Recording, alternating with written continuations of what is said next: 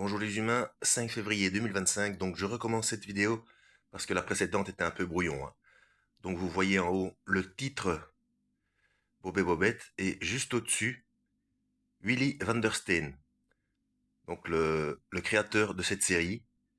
Van der Steen voulant dire en français de la pierre. Donc c'est du néerlandais ou du flamand, à l'écrit c'est pareil, hein. Donc de la pierre, clin d'œil à Pierre. Sur cette pierre, je bâtirai mon église. On continue.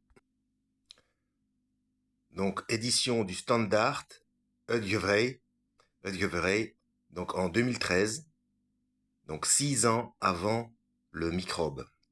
Mais pour la présente édition, c'est 2014, donc 6 ans plus tard, c'est 2020, pardon, donc début des pic-pic.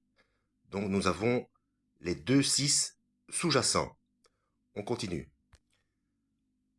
Après les 2,6 sous-jacents, donc 2,6, 26, nous avons la page 26, où se trouve cette personne qui a l'air dans un état second,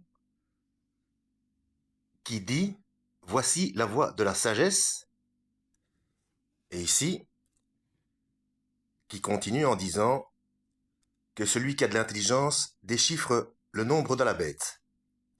On continue.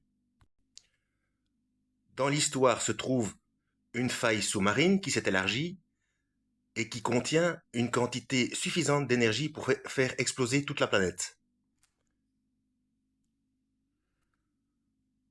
De son hélicoptère, le méchant de la série, de l'histoire dit qu'il doit absolument savoir ce que c'est au fond de l'océan, même si c'est la porte de l'enfer. On continue. À la fin de l'histoire, nous avons une approche de 3 hélicoptères vers un bateau désaffecté où une jeune fille, dans le plus simple appareil, monte sur un lance-harpon. Voilà. Et elle se met nue en croix face aux 3 hélicoptères approchants et elle se nomme Jérusalem.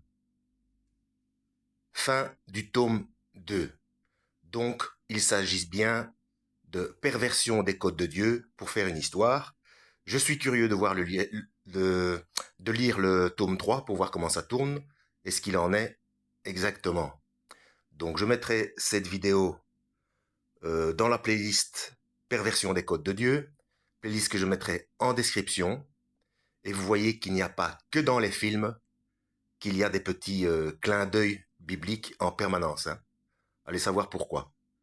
Voilà, en espérant avoir été utile et pourquoi pas ludique, lisez la Bible et que Dieu vous guide.